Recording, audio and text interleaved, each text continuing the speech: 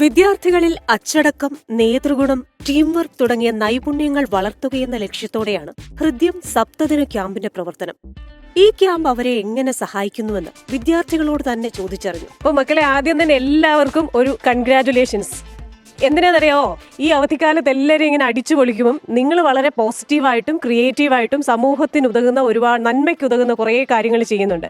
അപ്പോൾ ഈ അവധിക്കാലം അടിച്ചു പൊളിക്കാതെ ഇങ്ങനൊരു കാര്യം ചെയ്യാൻ എന്താ നിങ്ങളുടെ പ്രചോദനം? നമ്മുടെ കുറേ ക്വാളിറ്റീസ് വർദ്ധിക്കാൻ ഭയങ്കര ഒരു മെയിൻ ആയിട്ടുള്ളൊരു പ്ലാറ്റ്ഫോം തന്നെയാണ് NSS.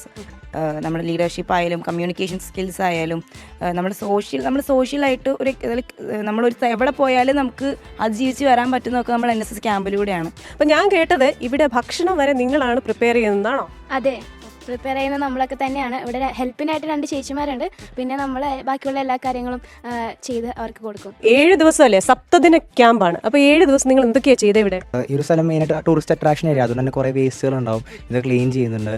Campus cleaning, of course Christmas ടൈമാണ്, അപ്പോൾ ക്രിസ്മസ് സ്റ്റാർ ഉണ്ടാക്കി നമ്മൾ അങ്ങനെ ക്രിസ്മസ് സ്റ്റാർ ചെയ്തു. അതുപോലെ തന്നെ കുറേ സെഷൻസ് ഉണ്ട് എല്ലാ ദിവസവും. നമുക്ക് മെയിനായിട്ട് കുട്ടികൾക്ക് ആവശ്യം വരുന്ന ഫയർ ആൻഡ് സേഫ്റ്റി കുറിച്ചുള്ള ക്ലാസ്, ഡിസാസ്റ്റർ മാനേജ്മെൻറ്റിനെ കുറിച്ചുള്ള ക്ലാസ്, അങ്ങനത്തെ ക്ലാസ്സുകൾ നമ്മൾ ചെയ്യുന്നുണ്ട്. പിന്നെ ഇവിടെ കുറച്ച് പാവപ്പെട്ടവരായിട്ടുള്ള ജനങ്ങളൊക്കെ ഉണ്ട്, അവരെ സഹായിക്കാൻ വേണ്ടി ക്രിസ്മസ് കിറ്റ് ഡിസ്ട്രിബ്യൂഷൻ, ഈ പരിപ്പ് അങ്ങനത്തെ കുറച്ച് സാധനങ്ങളൊക്കെ ആയിട്ട് കിറ്റ് ഉണ്ടാക്കിയിട്ട് പ്ലം കേക്കൊക്കെ വെച്ചിട്ട് നമ്മളൊരു ക്രിസ്മസ് കിറ്റ് ഡിസ്ട്രിബ്യൂഷൻ, അങ്ങനെ കുറേയധികം സോഷ്യൽ സർവീസായിട്ട് ബന്ധപ്പെട്ടുള്ള കാര്യങ്ങൾ നമ്മൾ ചെയ്യുന്നുണ്ട്.